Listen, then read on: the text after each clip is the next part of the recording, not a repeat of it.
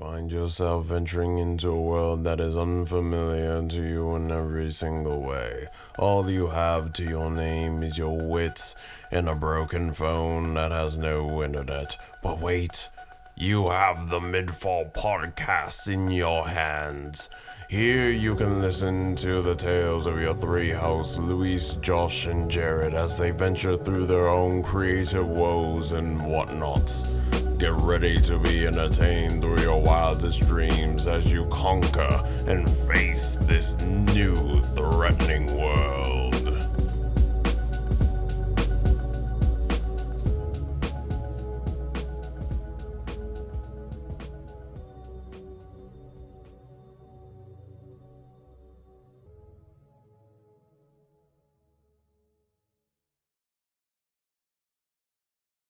One go.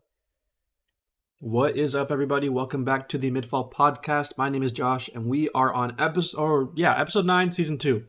And I am joined today by my good friends and cohorts, the men behind the crimes that we commit every single weekend, Louis AV and the Black Pumpkin Boyo.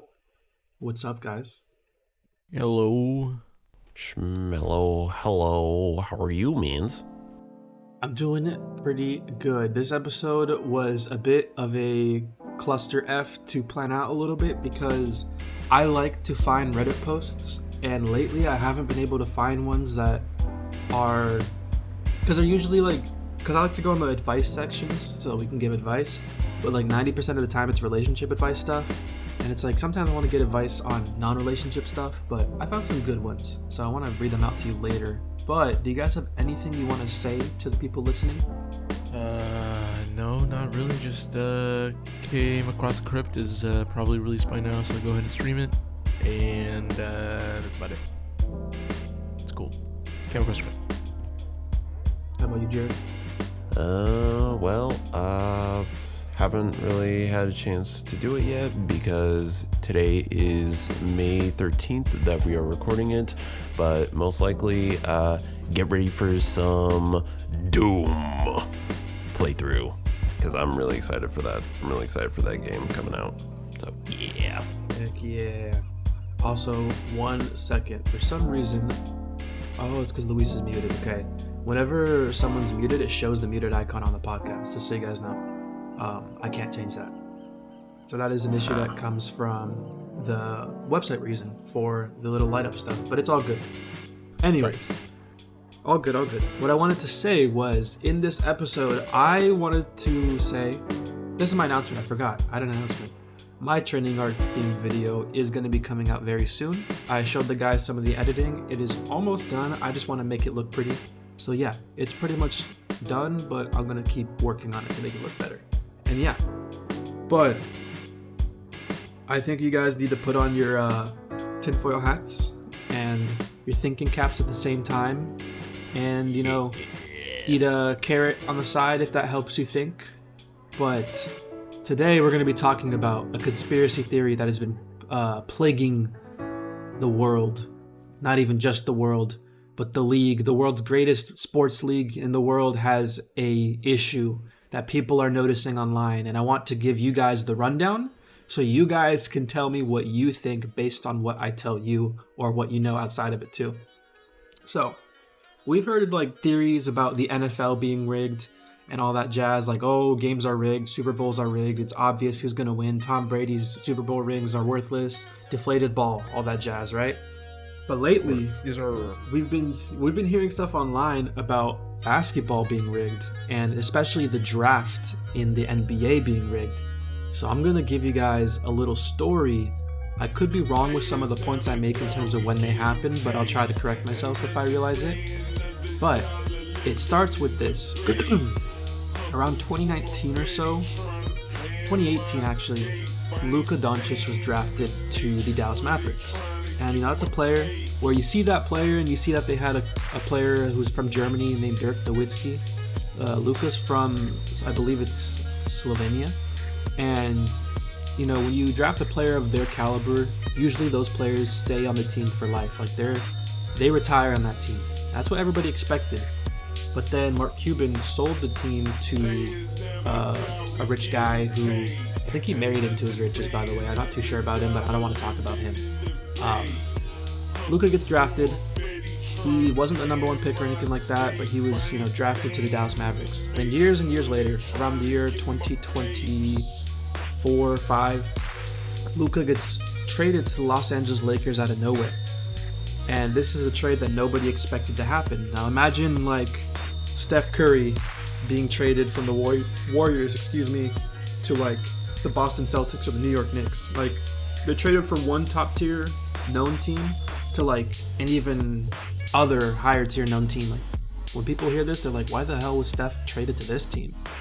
Yeah. So Luka was traded to the Lakers. And, thinking about it, you're like, okay, what the hell is wrong with this general manager? And the general manager was like, defense wins championships. And Luka has this issue with his knees where he played like so hard for the team coming back from injuries early and such that he would have chronic bleeding out of his knees whenever he played in games. So imagine like those little divots in your knees and blood just coming out of there, like little like flow of blood. So you have to wear like those compression knee sleeves pants or whatever. Yeah, the knee sleeves. You have to wear those while you're playing so that it catches the blood. And so he played for the team through injury and such. He was traded out. I believe it was this year, but I could be wrong about it being this year. It might have been last year, but I think it was this year. He was traded to the Los Angeles Lakers for Anthony Davis. And then the Mavericks ended up making the play-in tournament, but they ended up losing, so they did not make the playoffs. So now the Mavericks are in the NBA draft. Now, when Nico Harrison, the general manager of the Mavericks, traded Luka, whenever you go to a game, and I went to a game, you would hear people yelling, "Fire Nico," at the game. With the general manager being there, like the camera would pan on him, and then you'd be hearing people say, "Fire Nico," while the camera was on his face. So that's how bad the city was pissed off by what he did. And so, you think of it, okay, Lakers are in the playoffs, they have Luka, they're going to do well. They ended up losing in the playoffs in the first round. Okay, next year's it. They'll have a good time next year, hopefully. And then what ended up happening is the Mavericks are in the lottery for the NBA draft. And the Mavericks have a 1.8% chance, I believe, to get the number one pick. Now, let me rewind time for you just so you can get a glimpse of what I'm trying to say. Anthony Davis, I mentioned that name earlier. Anthony Davis was originally on the New Orleans Pelicans, which is the team from New Orleans. Yeah. So New Orleans Pelicans, Davis asked to get out. And so he said, I want to go to Lakers. I'm not playing for any other team, essentially. And so the Pelicans were basically forced to trade him to the Lakers. They trade him to the Lakers to do him right. And what ends up happening is right after they trade him to the Lakers, I believe they had the number one pick. They got it right before trading him to the Lakers, so they were okay with trading him because they were going to trade him to the Lakers and get the number one pick being Zion, which they thought was the next big thing, And so they were completely fine with trading him, but some people are believing that the NBA commissioner, Adam Silver, told the team, go ahead and do the trade. We'll get you right. You'll have the number one pick in the next draft. And so that's why the Pelicans were completely fine with trading Anthony Davis, who was a number one pick, to the Lakers to get the next number one overall pick. And so back to reality, there's a player coming out of Duke University named Cooper Flagg. Cooper is 6'11", almost 7 feet essentially. He's a small forward, power forward, very tall, very gifted athletically and such. And he almost led Duke to the Elite Eight, I believe. I'm not too sure. But he led them pretty far into the March Madness, even while being injured, I believe.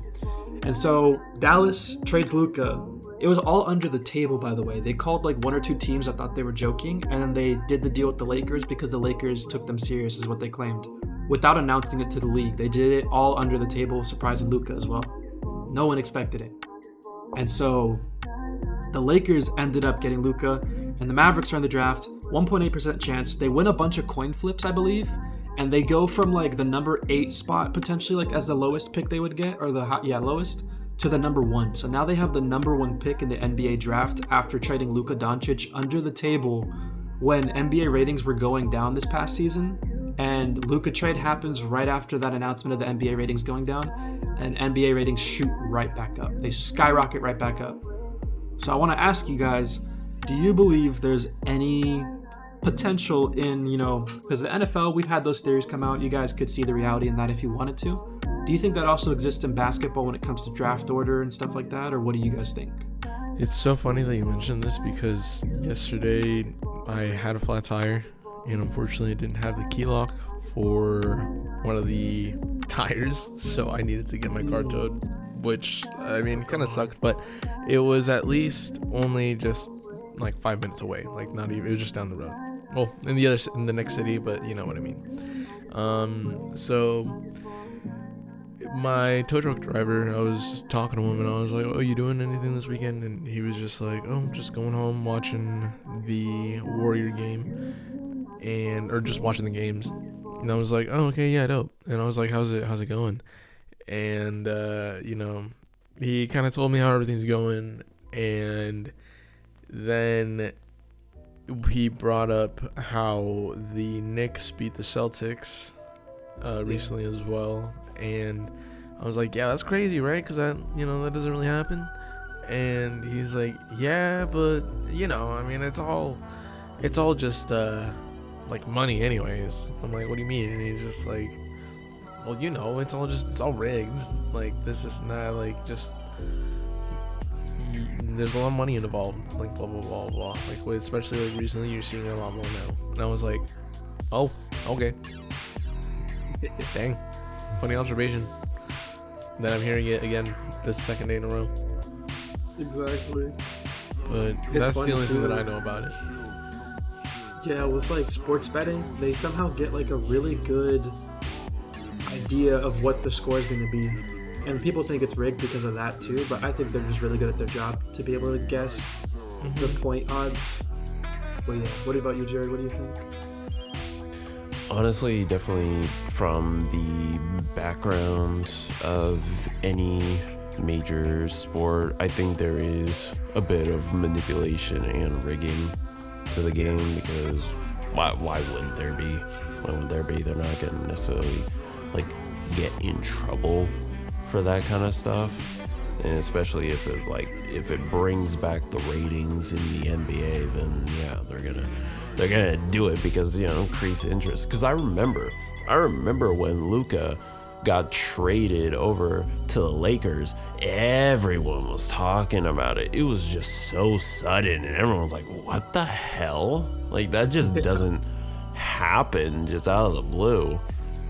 Like, there's usually like a little bit of setup before that kind of situation happens, and for that kind of like manipulation and what you were saying with the coin flips to bring them from the 8th spot to the number 1 in the draft, 100% there is definitely some rigging in that kind of scenario, because that's not normal.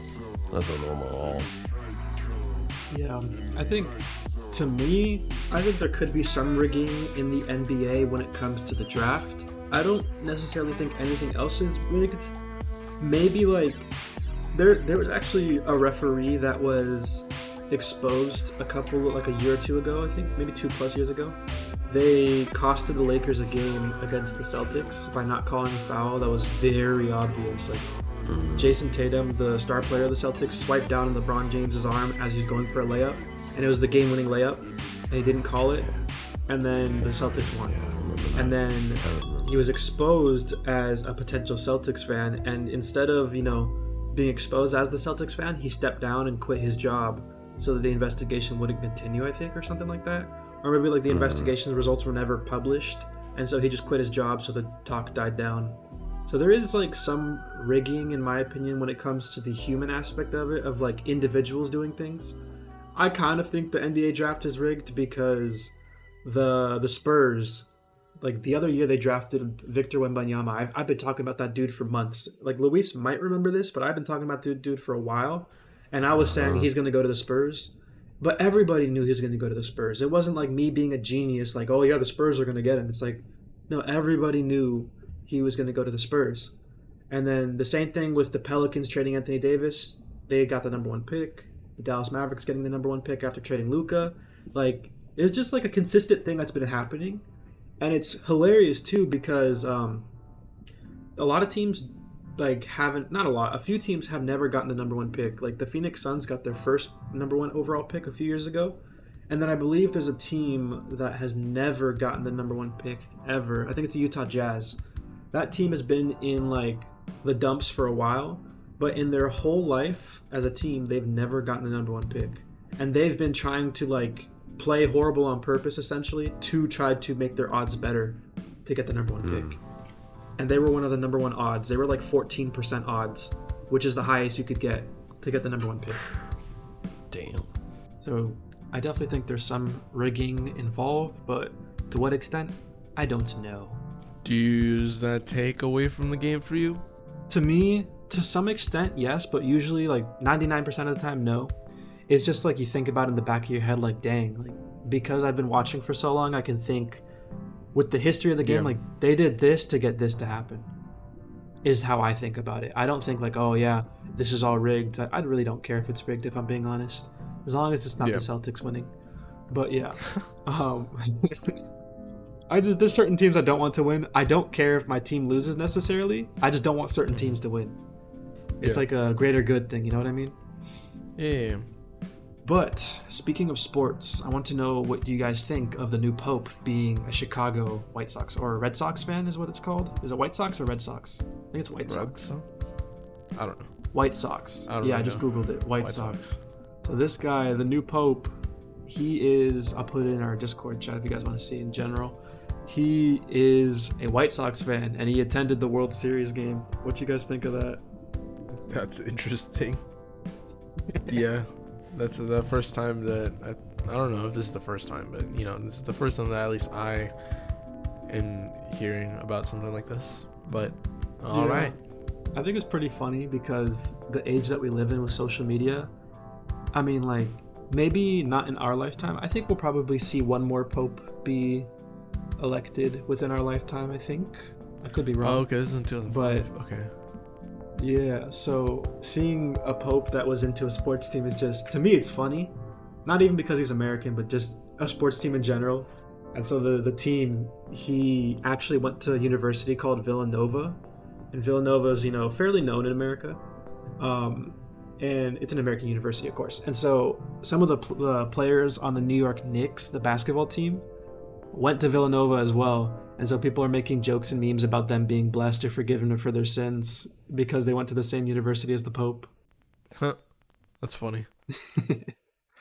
I think it's going to be even more funny in the future once like we're older and if there's a new Pope elected after him, that we could very well see another Pope that was into something that people are regularly into that you don't hear about, but because there's social media, we can see pictures online and stuff like that, you know? Yeah, this is having a more relatable past. Exactly. Like their history would just be more accounted for, I guess, too. Definitely. It's really interesting. 100%. Yeah. No, it is, yeah.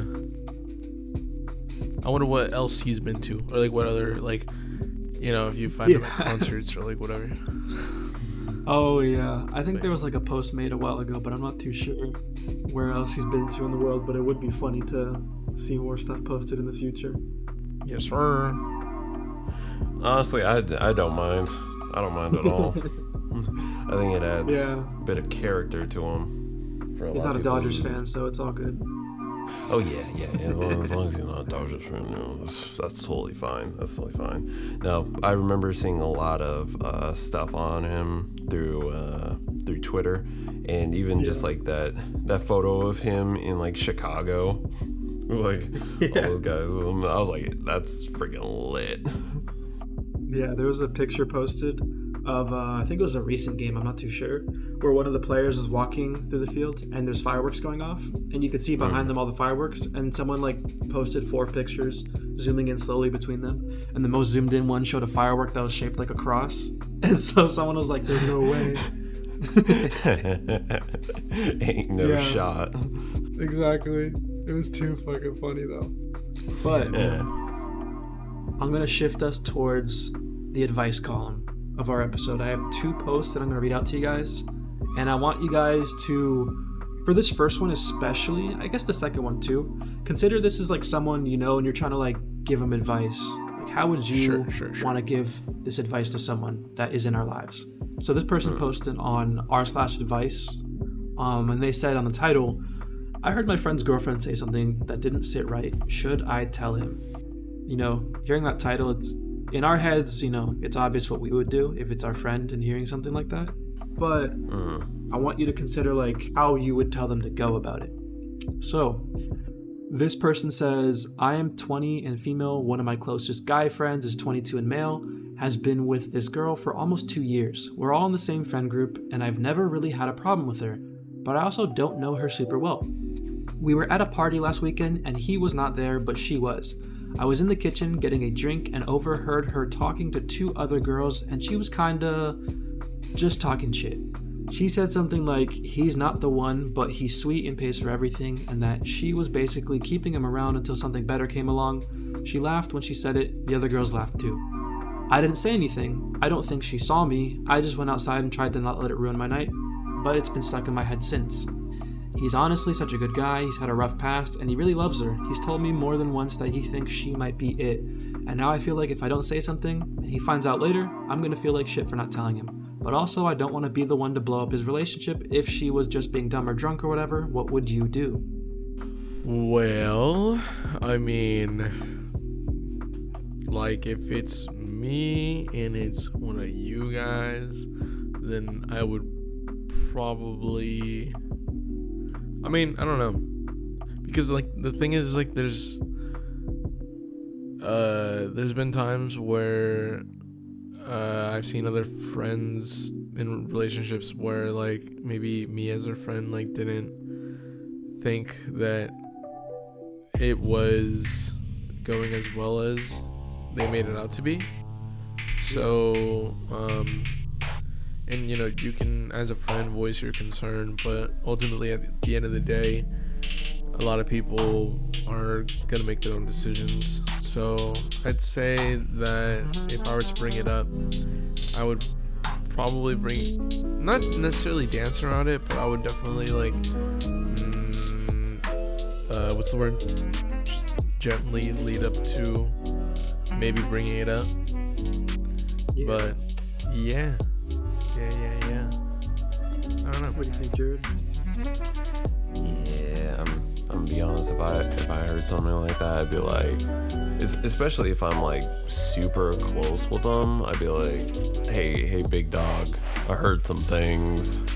Because at the end of the day,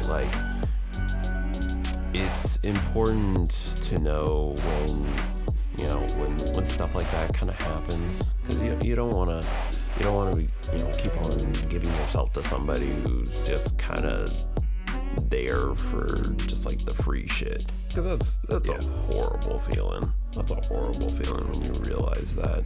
So, and honestly, for me at least, I would be saying hey, I overheard them talking about this. Then again, they're drunk, so kind of do your own research here a little bit. But definitely would voice that to them. Yeah, I think that's a good point. You both brought up really good points, and it kind of hit the nail on the head with what I was thinking. Because, just going out of your way to do that is the right move in terms of your friend needs to know what happened. But also, to what extent would your friend even believe you depending on the friend? And would they get angry at you at first, and then would they not listen and choose their partner and then regret it 20 years later or so? So I think it's really about how you approach it, like you guys are saying, and really coming at it as bro, I'm your friend, and this is what I heard. Do with it what you will. Just giving them that advice, like you guys said, and not telling them what to do, I think is pretty important. If they choose to break up with them, they choose that. If they choose not to, that's their decision. They made the decision to stay with that person, Yeah, definitely. But it kind of makes me think of those TV shows too. It's kind of scary. Yeah. No, I feel that. Well, I was gonna say too, at some point too, it also is because I don't know, you also have to take into consideration, is your friendship worth risking? Also, because you could also say stuff in the heat of the moment, because it's a very touchy subject. You can't really expect anyone to be cool, yeah, no, I got you, thank you for the advice. unless it's like a new relationship, you know what I mean? But if they're dating for like months to like years, obviously pretty hard to hear that. Exactly. But if it's like, yeah, like I guess the level of their closeness also in time together plays a role as to like how, I guess, like gentle you have to be with it. Not gentle, but you know what I mean, just calculated with your words. Yeah, I think that's definitely the right thing to be mindful of. Like, your words, every word you say will weigh on them no matter what. So you gotta be really careful with the words you say when giving this harsh advice to someone or harsh truth. Because if it's like a month, like you guys have been together for a month, I'd be like, okay, well, listen, man. Like, I overheard this off. Girl. Like, I'm so sorry, but you know. But then if it's like 3 years, it's like, oh, dude, let me take you out. Let's go to Miami. Chuck Jenner, this is what relationship is a lie. When you said that, this is what I thought of. Listen, man, this meme in general, the hand on the shoulder. Oh, dude, the fucking Kermit one. No, that's like literally what I thought of. Oh, dude. Yeah. That's like after you break up, though. That's how I would look at you after. You know? Yeah. Mm-hmm. Welcome back, brother. Like, you definitely like pick them up too, because this relationship that this woman's describing, they're definitely gonna break up eventually, even if it's 10 plus years from then. And assuming she's still his friend, she definitely has to be there for him. Hopefully she does tell him though, because I would want the truth over fabrication for sure. Oh yeah. Someone should have to live with that. Yeah, like the pain is temporary, but living in a lie feels like forever. It's just not fun. Well, yeah. Is there anything else you guys wanted to say about that post, or should I move on to the next one? No, not really. No. Alright. So actually, because we're making such good time, I'm gonna read one before the main one that I found before this. And this one's kind of funny, but I wanted you guys to really give me your take on this, because you guys both are dog parents, but I feel like you guys have a sense of reality compared to this person. Okay. This one's from r/am I the asshole, and the person said AITA, which is am I the asshole for telling my daughter-in-law she is not a mother. And they made a throwaway account for this, and they said, I am 64 and a woman, have 3 kids, and they are all married. This post is about my son and his wife Jenny. Jenny struggles with infertility and she has no children. My other son, daughter-in-law, is expecting next month, and my daughter has recently had her own kid, which is not their grandson. So 2 of their kids are having kids or have kids, and 1 does not have any kids. Everyone was busy for Mother's Day and they couldn't meet up with me for the holiday, and that's fine. They started their own families. I thought it would be nice to send my expecting daughter-in-law/son and my daughter, who has a child, a Mother's Day basket. So Jenny always made comments that her 2 dogs are the first grandkids. I always thought it was a joke. She is big on being a dog mom. My daughter posted a picture in the group chat with the family of everything she got for Mother's Day, including the basket I sent. My other daughter-in-law also thanked me for her basket in the chat. Jenny called me soon after and asked where her basket was. I was confused and asked what she meant. I thought she was pregnant and she was telling me now. She clarified since I have 2 grandkids by her already and said her dog names. I was even more confused at this, and she clarified that she is her dog's mother and should have gotten a basket. I told her she is not a mother. Mother's Day is for women that raise human children and not pet owners. She got really upset and cursed me out for not getting her a basket and that she is a parent. My son is telling me to apologize and to send a Mother's Day basket over. He is calling me a jerk for not sending her a basket and telling her she is a pet owner. What do you guys think? So, I mean, like, one, no, your dog is your dog. You can love them as much as you want. You can call them, your child as much as you want. But it's also reality as well. Now, if you feel left out and be like, man, like I would have really appreciated like a basket as well, like, knowing that I'm like infertile or whatever. I don't know, like there could be some sympathy right there, right? Yeah. But if it's like you're not gonna consider these dogs your grandchildren, then that's a little much. You're asking for someone to also play along with you, and if they don't want to, then it's like, come on. Exactly. Like, I mean, hell, I'm with my dog right now, and I call him. He's like my kid. But do I actually think he's my kid? Fuck no. He's my dog. He's my little puppers. So I think that. Yeah, like, as a sympathy thing, sure, but let's really be honest with ourselves here. They're dogs. Yeah, because if I have a kid, like, tomorrow, like, I'm placing my kid high, like, above my dog. I'm not going to place him equally. Exactly. But, yeah, I mean, obviously, like, not lowering the dog to anything. Still love them, right? But yeah, it's definitely something for the daughter-in-law, I believe, to learn. It's a little bit delusional, but I get it, because with the infertility, it's no joke. It can really weigh on some people. However, I do think her essentially trying to force the mother-in-law to send her basket is a bit much. If she had been like, hey, I felt a little bit left out, can we like hang out this week or something like that, that would have been cool.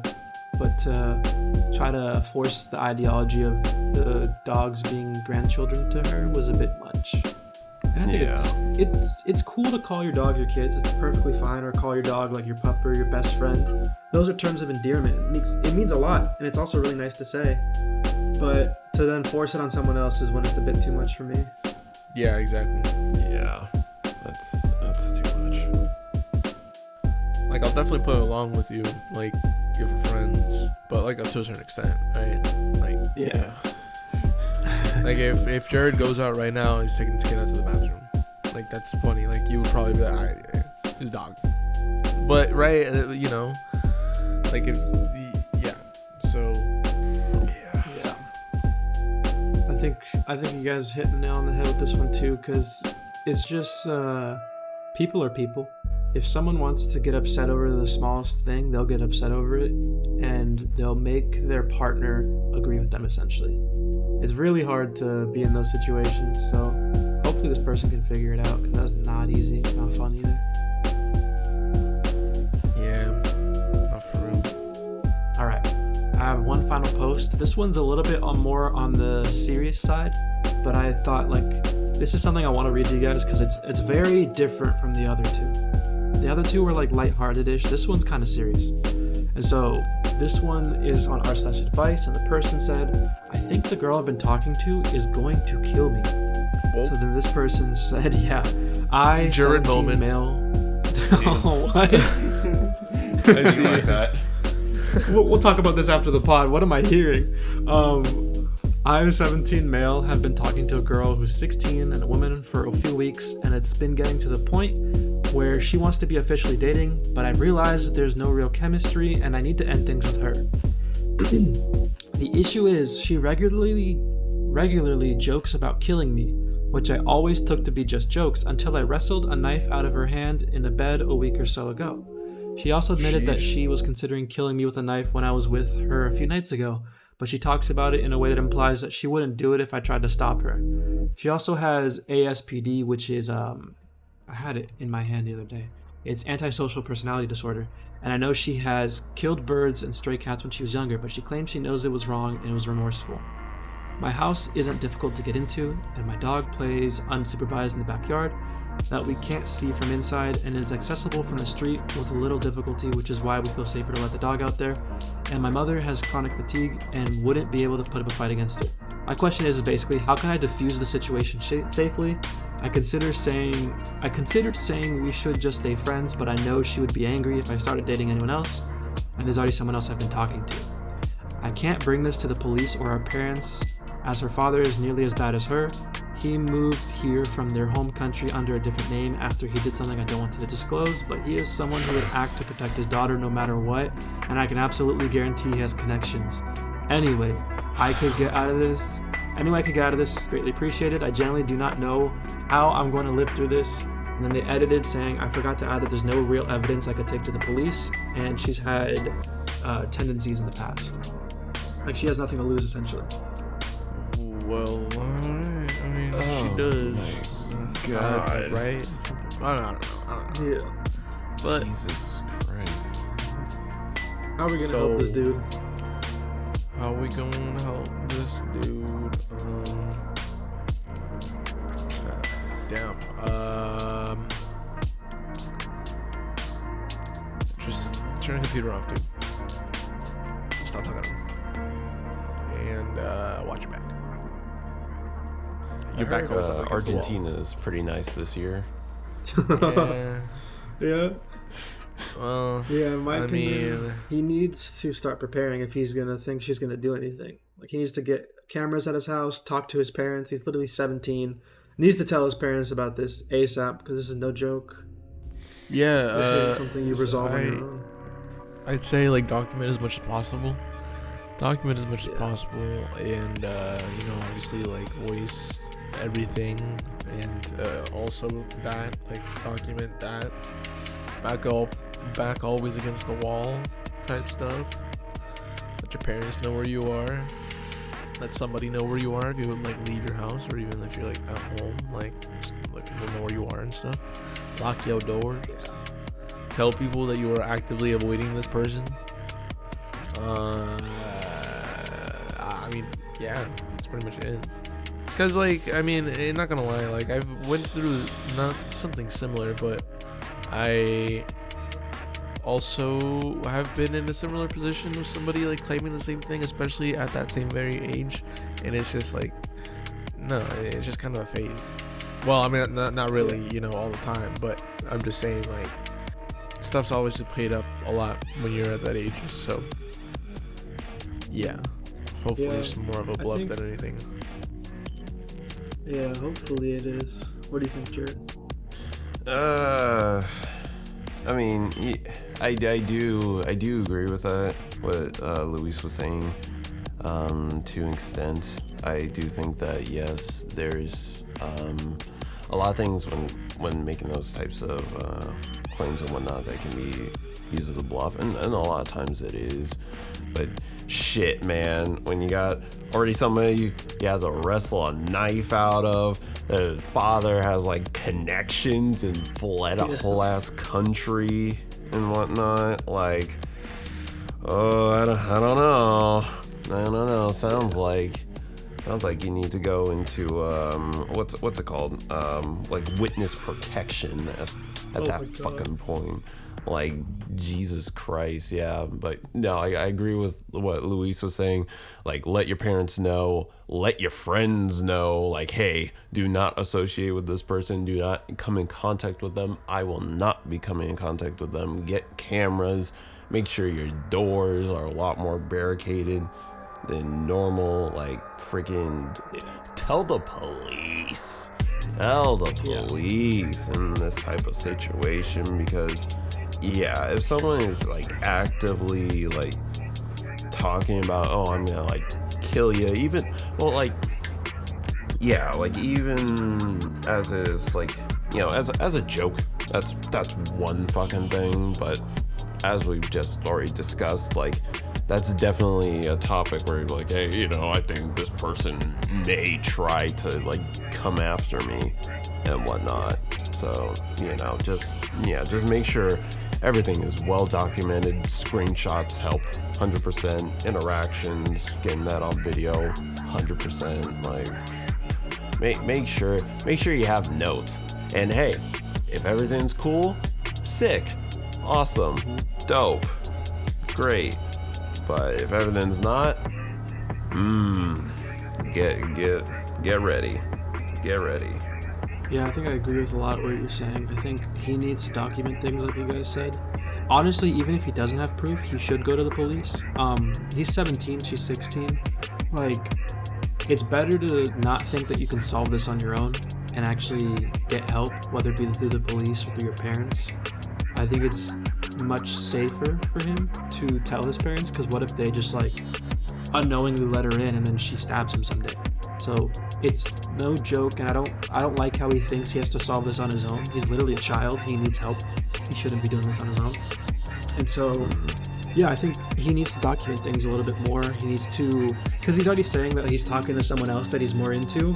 So to me, it's like, okay, you were into this girl briefly, but you weren't 100% into this girl, as you were willing to talk to other people. So you should just be straight up with her to some extent. Like, if she seems of sound mind, tell her straight out, like, hey, I'm just not feeling it now. I think we should take a break or have some distance and maybe break up in general, if he wants to say that. But it's just, I think he's playing with fire a little too much, and I think to some extent he knew it going into it. With all the moments that he described, like, he could have ended it, any of those moments, but he decided to keep it going for some reason. And I think it's because he had, interest in her to some extent, and she was entertaining him, I guess. So I don't think she's the complete problem. She does have issues, but I think he also entertained those issues way too much and is now reeling back like, oh, what do I do? It's like, bro, you gave her the breathing room to be able to do these things. You didn't put your foot down. You didn't break up with her immediately or anything like that. It really put into retrospect and think about the things you did as well. You can't just assume that she's the problem, because, she clearly has issues, and for her to be so comfortable with having these issues in front of him means that he entertained to some extent something, is what I think. I could be wrong, but I think to some extent he entertained something about these issues of hers, or allowed them to pass a little too long, essentially. So it's also his fault for not putting her in check, in a sense, of being like, hey, this is fucked up, don't ever do this again, like being very dead serious about it.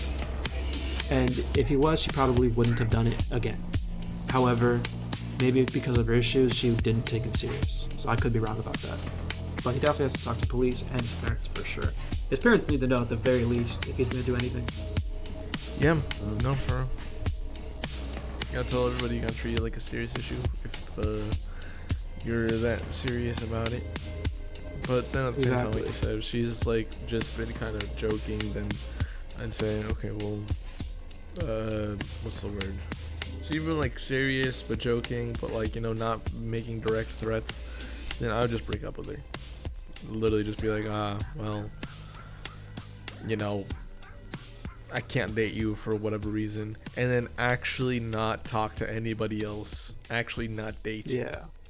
Because then if she sees you dating somebody else, like rebounding right immediately after, then like she's actually gonna want to kill you. Like, you know what I mean? You could give her some sort of reason. Just like hop off lane, or hop off dating, hop off talking to somebody, break over there, and just then for like a couple months until you feel like maybe, no, not a couple months, a couple weeks, couple months, whatever, until you feel like,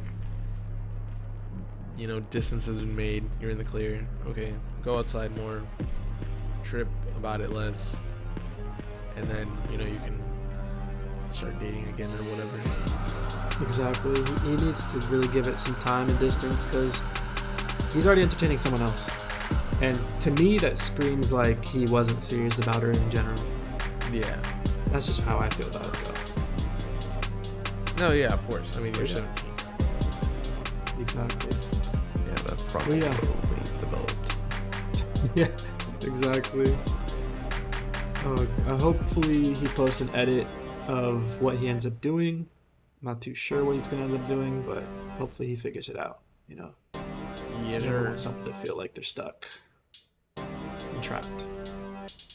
Well, yeah. I think that's pretty much it for the episode, though, guys. What do you think? Do you want to say anything else before we end it off? No, it's just a great episode. Like when you come up with the Reddit stuff and these conspiracies. Josh is going to be the conspiracy Reddit guy. Good questions. But came across the script. Go ahead and check out those videos. What's it called? Armor of Nothing is doing okay. So, go ahead and check that. Well, it's doing really well. For me, just the fact that anybody even is watching is dope. So, yeah, go ahead and check it out. Armor of Nothing down in the description or in the channel. And, yeah, pretty much it.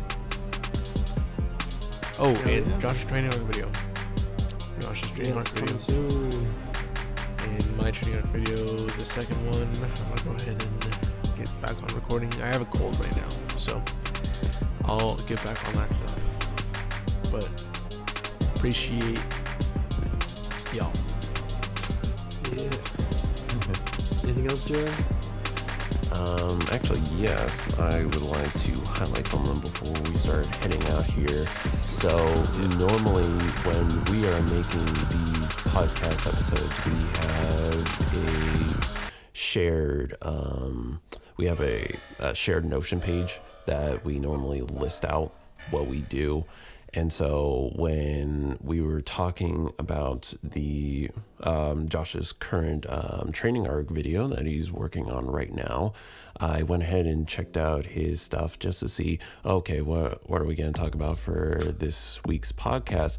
Let me just say, this man makes the most diligent ass notes that I've ever fucking seen.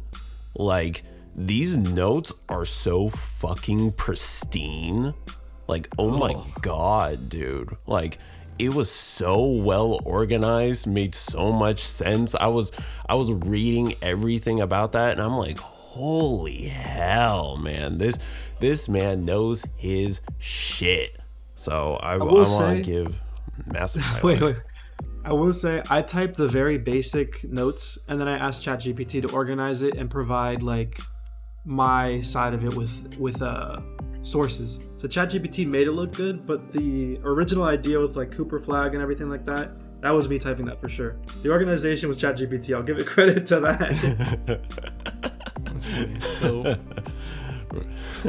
Regardless though, man, like that shit looked good.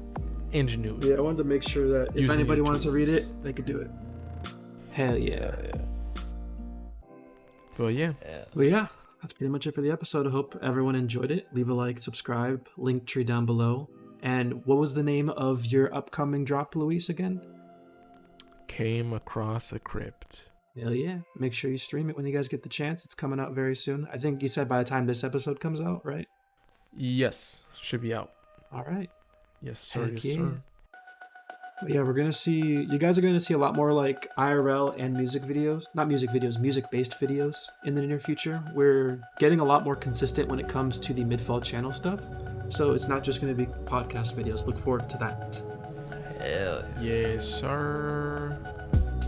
Yes, and yeah, we'll see you guys in the next episode. Like, subscribe, link tree down below, and stream our music, please. appreciate it. Have a good one, everybody.